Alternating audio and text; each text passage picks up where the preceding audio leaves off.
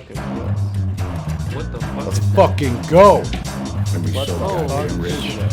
What is that, dude? I think it's time to blow Why this is it so thing. much Get piano? everybody in the stuff together. Dude, it's so HP that my eyes are like having this.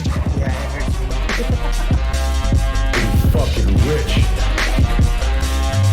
I want my fucking money.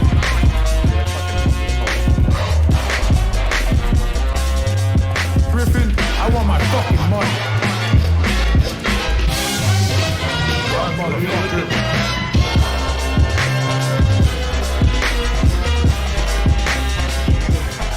And jam. Get this shit. Tokyo. Everybody take it Tokyo. I was gonna say I gotta do a Alright. dab. Alright, I'm taking a dab too. I'll be back. Get this shit, everybody. Get the blunts. Come on, Get the guys. joints. Let's get high. Ready for a ride. GameStop. Today, or should I say now, yesterday, November 1st, raw beta for the year to date of 2021 is negative 19.451 as reflected here. All right. For those of you that are Holy unaware, shit. negative beta means that it runs inverse to the stock market. The higher the negative beta, the more that it reacts to changes in the stock market. That means if the stock market goes up a lot, it's going to go down a lot. If the stock market goes down a lot, it has a potential to go up a lot, and vice versa. Both of those are potential. Shit. I'm not a financial advisor. Now, that being said, that is fucking sick. That's just starting 2021. But if you take in the entire last year, November of 2020 through November of 2021, it still has a negative raw beta of, again, negative 17.4. This is fucking massive. It is the most bullish shit I've ever seen in my goddamn life for a short squeeze play. I cannot fucking believe this. And now, here comes the fun part, because that was just the beginning. Get this shit. This is a long straddle, okay? Now, what this means, it's a strategy that gives you an opportunity to make a shitload of money on calls while hedging against your puts, kind of, together. And recently, it's basically, an unlimited profit and limited risk strategy, because they can only lose as much as their puts. The maximum loss is limited to the net premium paid, and the maximum loss occurs when the underlying asset price on expiry remains at the strike price. That being said, there was some massive, massive fucking trades. Never mind. This is insignificant. Okay. Here we got a long straddle. For those of you that are unaware, a long straddle is a strategy where you can use to buy calls and puts at the same strike price. It's an unlimited profit with limited risk strategy because the higher the price goes, the more your calls are worth, especially with the increased volatility on the options contracts. So it's potentially a very strong hedge. All right, it involves purchasing both a long call and a long put on the same underlying asset, in this case, GameStop, with the same expiration date and strike price. Market makers are exposed to risks in the market, and to protect themselves against these risks, they do something called delta hedging. All right, this allows them to remain delta neutral. If you wish to buy a call option on AMC or GameStop, let's say this is GameStop, which has a delta value of 0.45, which the market makers who took your order will have the opposite position of negative 0.045 delta. When the market maker sells you a call option, they can immediately hedge against that delta by buying a call option on GameStop with the same delta, or by going out and buying 45 shares.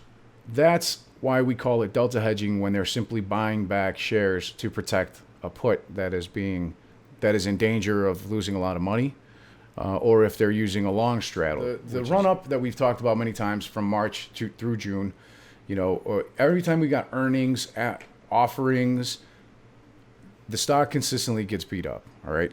Here's the channel number 2, June to August, earnings and post-earnings short, heavily, right? June at the market offering. It was beat down before quarterly options expirations to reduce the number of shares required to deliver, so there was less failures to deliver and less options in the money. Again, Ryan Cohen's tweets also cause shorting action. So it's not just algorithmic, they can also influence the amount of shorting by manipulating other ETFs and other depository receipts, other ISDA contracts and futures contracts, equity total return swaps. This is what we saw August 24th, which was 35 days from the July quarterly option settlement date. Okay, these settlement dates still matter, even if they can push them back sometime. All right, again, here you go. Earnings. What do we see on earnings after hours? A gigantic, invisible fucking candle that doesn't show up because it was after hours. That's why it's not on this chart. This was the end of day, and this was the morning the next day. Even though earnings were fantastic. GameStop beat earnings. GameStop has no debt. This is $8 million in put options traded to get GME out of this channel. And it still fought its way back in. Things are really fucking bad for these guys right now. And this is where we currently sit within this channel. And we're primed for a breakout in the same exact way that we were not in January. Because in my opinion, we're going to see something worse than we saw in January for the stock market, and even more intense for these fucking stocks. I think we're going to be so goddamn fucking rich, and I'll explain why. Right here, November 1st at 11:17:51, there was an $18 million options trade that hit the books at 11:17 Eastern time. Right? There was a massive volume candle, and initially almost no movement. There was 2,500 puts with a $220 strike price with a notional value of $12.3 million. So they took out 2,500 puts for $220 on GameStop that expired January 21st of 2022. 2022. They did that when the price of GameStop was at $193. And you see that right here? It's $193. They took out 250,000 shares, which is 2,500 puts, against GameStop. It was executed as a floor trade. And for context, how is this important? The next largest trade was 17 times smaller. 17 times. This is 17 times larger than the next largest trade up until that moment on the tape today. So this is a good example of a long, a long straddle here. This is the price of the call. The puts are much more expensive. So they take out long calls in anticipation that the price is going to increase. 2,500 puts, and they also took out 2,500 calls for the exact same price, $220 strike price. All right. The difference is the puts cost them, or the put's notional value is $12.37 million, and the call's notional value is $5.58 million. This has to be a market maker because this was executed as a floor trade. So in my opinion, this has to be some sort of a market maker. This option strategy, when you buy puts and calls at the same strike price and expiration date at the same time, is designed in anticipation of a significant move, which are representative of 250,000 GameStop shares. And these puts, notional value was $12.375 money. The put is in the money because it's a $220 put option for January 21st, 2022. A hedge fund is taking out this 250,000 volume share transaction in the form of 2,500 puts at a $220 strike price for January 21st, 2022. The reason that they're doing this option is because it is taking short interest out of GameStop and is putting it in as a failure to deliver on the market maker in January of 2022. This is one of the ways that they hide failures to deliver, but they still have to be closed out. Whether it be today, tomorrow, or January of 2022, they have to be closed out. The quickest way to get to there is either via an NFT, some sort of market crash, or whatever the hell else it might be that we don't know that causes the mother of all short squeezes. This was what the chart looked like today on Bloomberg. It was a beautiful fucking day for GameStop. I was very happy. Went up almost 10%. Was up over 10% at one point during the day. We saw some pretty aggressive shorting towards the end of the day to keep it so that the stock barely finished over $200, $200.30 to be precise. This is the FINRA Alternative Display Facility volume, dark pool, 2 million volume. AGX, dark Oh pool. my god. New York Stock Exchange, 700,000. NASDAQ, 500,000. SIBO, dark pool, 250,000. So all of this volume, they executed 61.1 thousand trades with a volume of over 2 million on the FINRA ADF. Now we're not talking about anything else. We're not talking about ETFs or depository receipts or ISDA contracts at whatsoever. That's a lot of trading to happen for a stock that's only supposed to have 78 million shares. Look at this volume was almost 5 million. 5 million volume almost on a stock that only has 78 million or so shares, supposedly. Institutional shares holdings is increasing. The number of buyers is up 3%. Institutional positions are buying more consistently. Geographic ownership in the United States is increasing. All right, banks, pension funds, brokerages are buying more. Who's selling it? Hedge funds. Who the fuck else? Who the fuck else? They have to sell it. They have to keep shorting it to maintain their current position. And BlackRock has 4.7 million shares. Whom I That was believe June 30th, Vanguard and right? BlackRock to be providing liquidity, or at least BlackRock, if not Vanguard, providing liquidity to market makers and to other hedge funds and prime brokers. Susquehanna has 4.4 million Dude, look at the shares. date they loaded up. 12/31/2020 yep, filing date. they all fucking These are their top 20 someone holders? else did it even earlier. Who was that? State Street. 5920. Northern Trust. Northern Trust. Dameto Corp. Danielle? Who's Dameto Danielle? Sold off all his positions. Number 16 on the list. So here's the second page of the Bloomberg terminal. So you can see how many big players we have on here, with big positions here. Is that the UBS, Switzerland? Goldman What is that, Sachs. National Bank. Now let's take it one step further. Swiss National Bank. Yes, sir. Yeah. Oh, Goldman we're gonna Sachs, get just fucked. Swiss National Bank, UBS, Public Sector Pension Investment Board, State of California, as of the top 40, Jane Street Group, Prudential, Millennium, and Invesco. These are super bullish. And then in the top 20, you've got the Teachers Insurance and Annuity Association, it's pension funds, Northern Trust, Morgan Stanley, Bank of New York Mellon. Let's take it a step further and just take a look at the calls. Susquehanna, as of 6:30, is holding 35,000 calls. Jane Street, 31.7 thousand. Citadel, 21.5 thousand. So each one of those is indicative of 100 shares. So you got to multiply each one of those by 100 shares. And now puts, you've got Susquehanna with 80.7 thousand puts. Take a look at these positions side by side. This is the way they hedge. This is the amount of money that they have at stake to lose times infinity. And this is the amount of money that they have at stake to hedge against these losses a little bit. Right? And this is only going to get worse for these guys. Susquehanna has 42,000 puts. And they also have 35,000 calls. So this is a heavy position for them to maintain. They're going to be hurting really bad. You got Simplex Trading.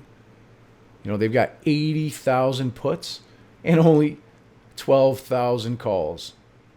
I think Simplex Trading is completely fucked. Look at how many puts they got. They got 80,000 puts, Yeah. and they've only got 12,000 calls. They don't stand a fucking chance. Let's fucking go. What do you think? This is Maybe they don't have- extremely bullish. I mean, everything that's been uncovered, the price action today, it just makes me really excited. I Yeah. just want some type of fucking action. Give me some fucking action. Seriously. And futures are already looking red. I have a feeling that, obviously, Almost 1/4% down already in S&P. I have a feeling that Feeling there is fucking going to be bullish. a massive crash, just based off of that guy's entire outlook up from the 1700s, and now we're uncovering all this shit about like Freemasonry, and I do think it's going to be a flash crash that we hit, which is going to suck for a lot of people. It really is. So gamma is a risk to the market maker when they're moving drastically in one direction. Okay, so they hedge to protect from the unexpected moves or the moves that they know are coming. They use several different options positions, you know, and as an example, if your call is going up, you know, for $1, now they have a delta of negative 0.5, which is down from 0.45. Okay, that sounds like a small difference, but it's quite significant. So now the dealer would like to sell 5 more shares of the stock in order to make up for that. So the gamma was set at negative 0.05, and the underlying price moved up by $1, which caused the delta on their books to be more negative by this amount. So if the call position moves down $1 from a delta of negative 0.45 to 0.40 on the dealer's books, then the dealer would look to buy 5 shares of the stock. The gamma squeeze isn't caused just by people buying shares, it's by people buying shares and options. And these things combined, they have to, the hedge funds, prime brokers, and market makers need to delta hedge. And it causes, well, when you mix it with FOMO buying, retailers, it causes gamma squeezes eventually. But so far, we haven't seen almost any of that because the shorts haven't covered a goddamn thing. They keep increasing their position further and further, like as shown here, you know. You got Simplex Trading taking out 80,000 puts, you know, and only having 12,000 calls to hedge against it. They're fucked. We're going to be one of the first, in my opinion, to go under. I wonder how many of them are borrowing money from JP Morgan and Goldman and Bank of America. But we're seeing it consistently. Totally is. Consistent. Look at the volume today. 5 million almost. Jesus. And that's low volume. That really is. That's insane numbers. Negative 19.45 since the first of the year. That's an insane beta. I'm so fucking bullish, man. We're gonna be fucking rich. Holy shit. I'm ready. I'm fucking ready, man. Let's fucking go to the moon. Gary Gensler, where's my fucking money? Griffin, I want my fucking money. We need to have Yo, motherfucker.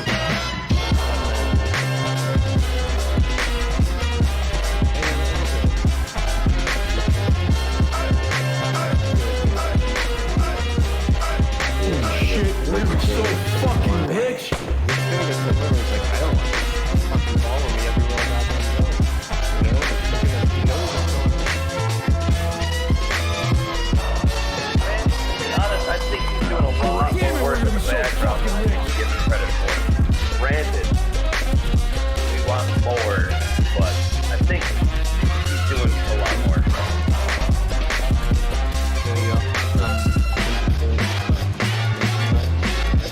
Griffin, I want my fucking money. You're an original, Hey, aren't yelling, you? give me the Confirmation fucking by money. it, Subby? Yeah. Love it. Confirmation by it.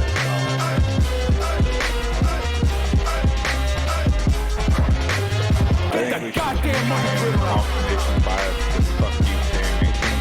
Look at this. Okay, listen to this right here. And look at what is on the screen. Great.